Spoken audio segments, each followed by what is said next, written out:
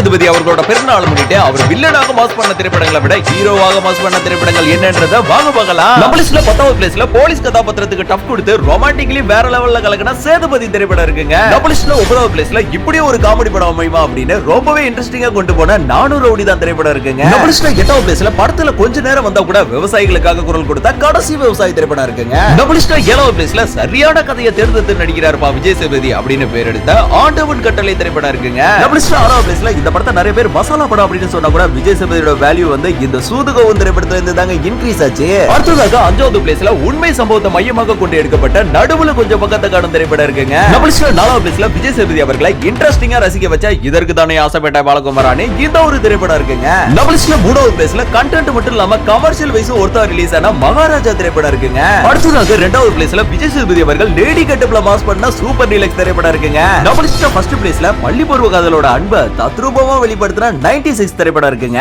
Happy birthday to